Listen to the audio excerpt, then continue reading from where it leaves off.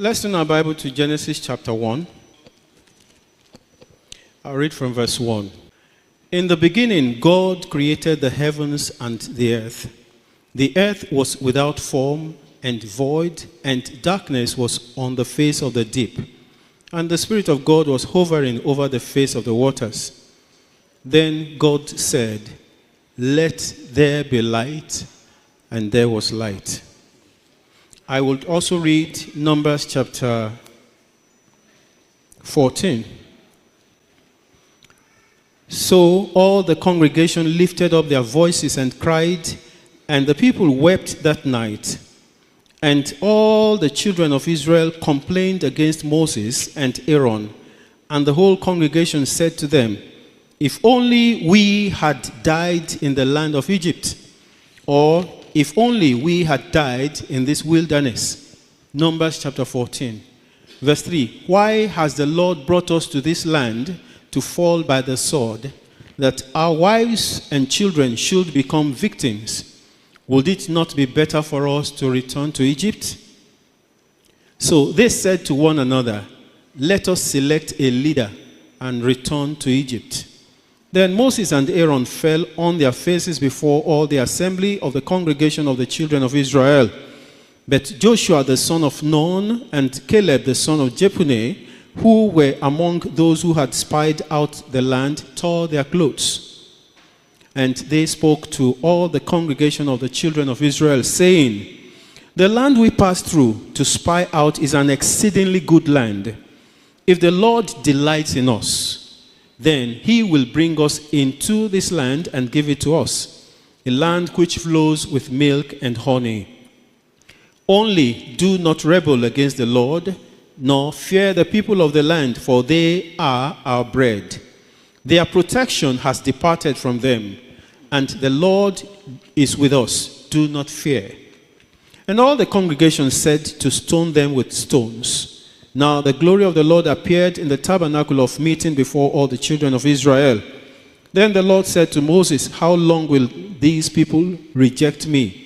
And how long will they not believe me? With all the signs which I have performed among them, I will strike them with a pestilence and disinherit them. And I will make of you a nation greater and mightier than they." Verse 13, and Moses said to the Lord, "Then the Egyptians will hear it, for by your might you brought these people up from among them, and they will tell it to the inhabitants of this land. They have heard that you, Lord, are among these people, that you, Lord, are seen face to face, and your cloud stands above them. And you go before them in a pillar of cloud by day and in a pillar of fire by night.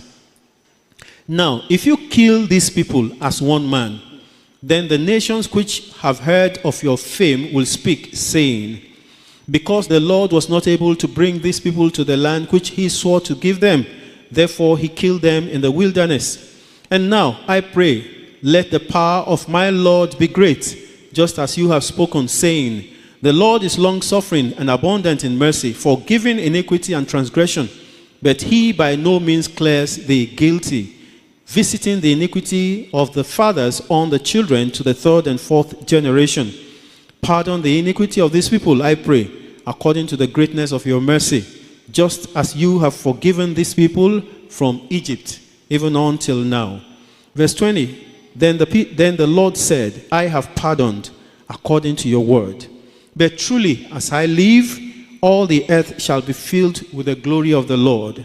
Because all these men who have seen my glory and the signs which I did in Egypt and in the wilderness, and have put me to the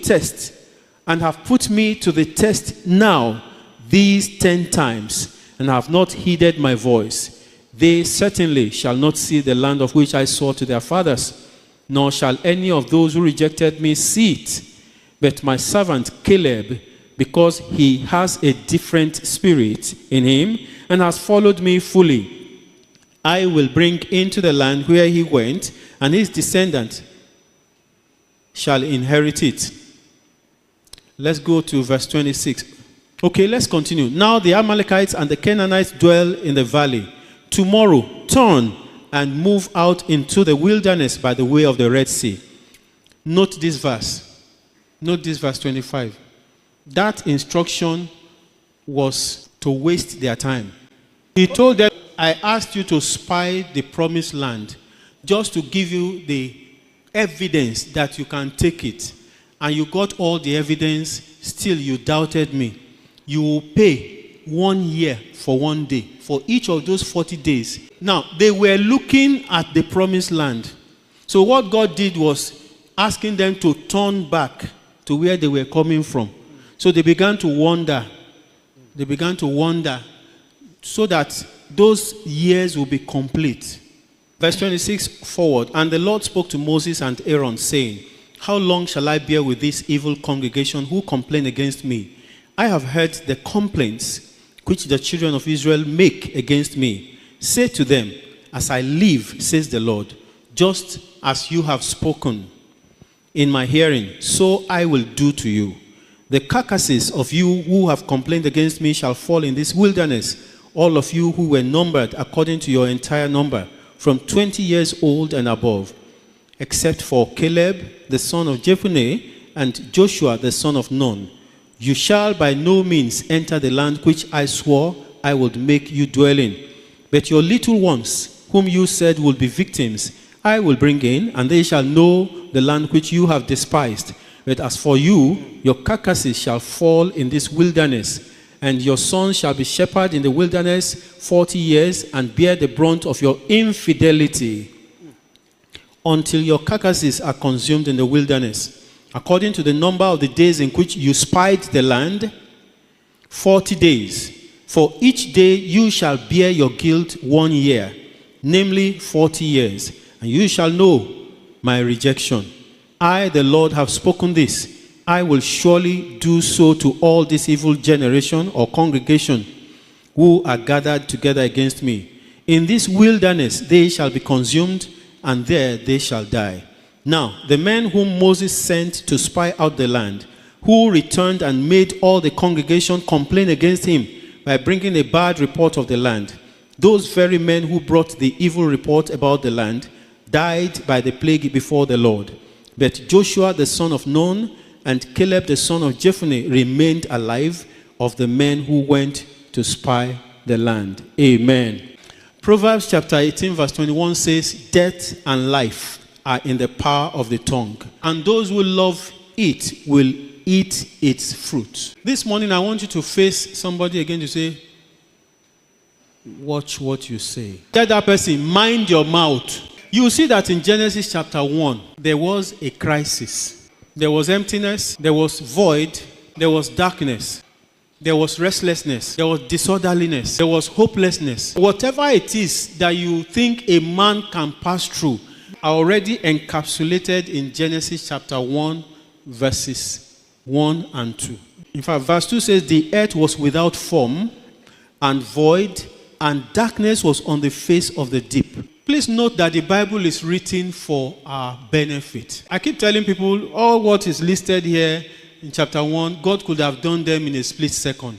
But to teach us, sometimes you see perseverance here, you see discipline, orderliness, you see eye for details. At each point, the Bible says, when God created this, he saw that it was good. God created it and took it to compare with the specification and ticked it. Okay, it meets the specification. So I'm just trying to connect these two chapters so that we don't get confused. Death and life is in the power of the tongue. If you keep on professing death, you will die.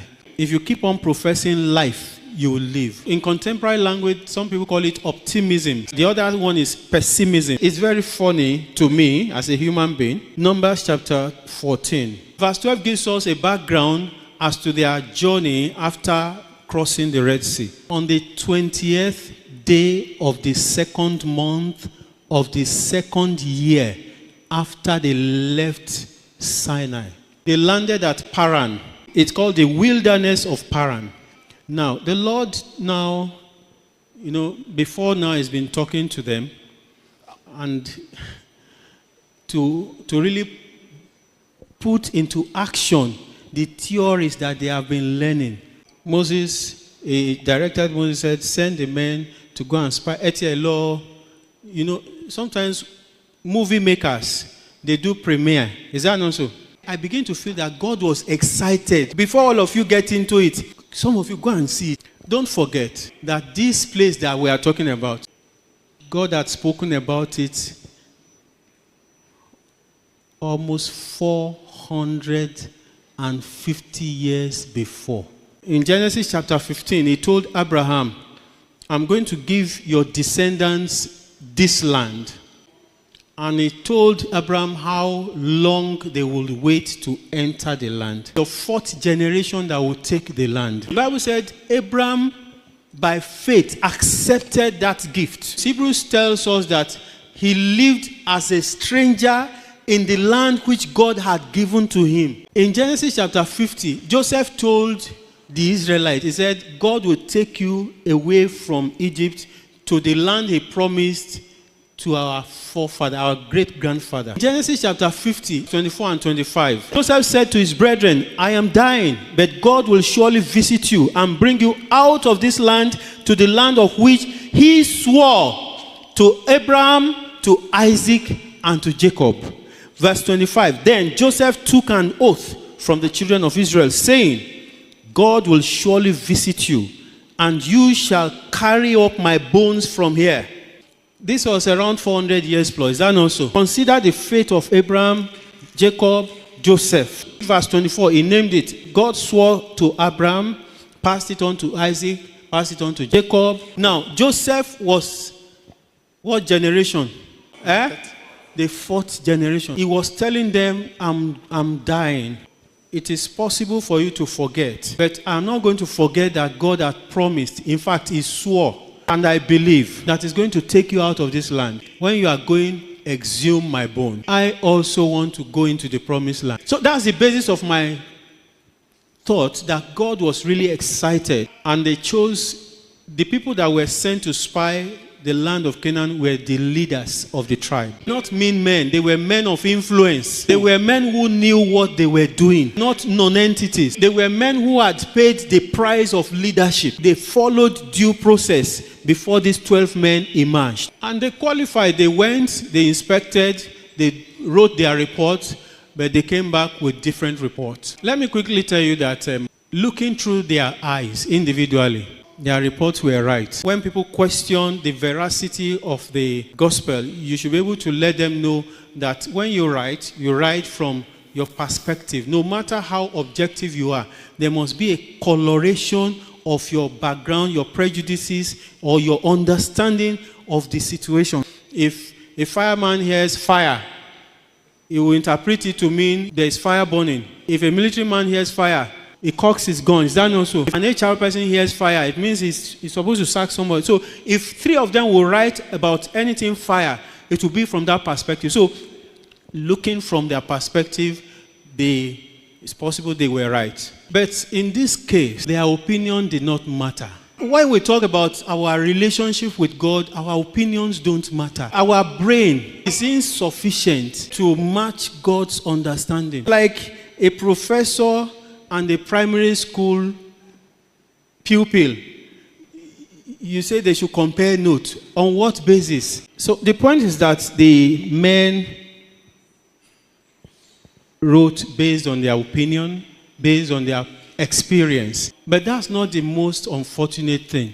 The most unfortunate thing was that they were also able to convince the multitude to change their mind to such an extent that they didn't only think of stoning the two in the minority. They didn't only think of discrediting Moses. They also accused God of wrongdoing. In fact, they said, why did God bring us here to kill us? When God was talking to Abraham in Genesis 15, he said, your descendants will go into bondage. I will bring them back to this land. It's not in his nature to lie. In respect of his promise to Abraham, he was ready at the set time to bring them to the land. And he brought them out. You know the story. When Pharaoh refused, he dealt with Pharaoh.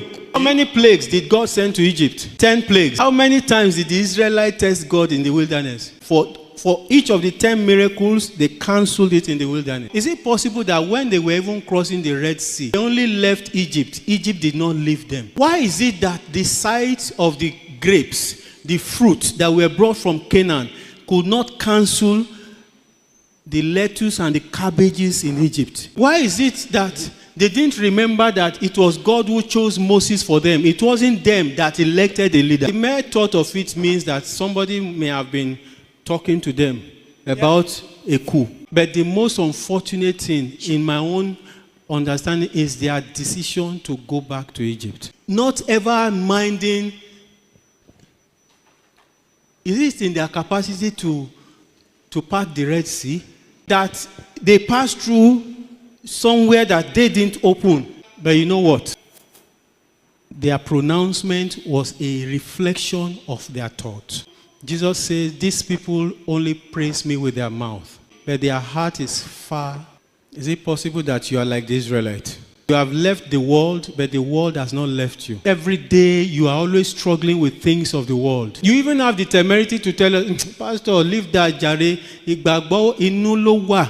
What I do doesn't matter. It's my heart that God sees. It wasn't just what they did or what they said. God said, what you have said is a seed.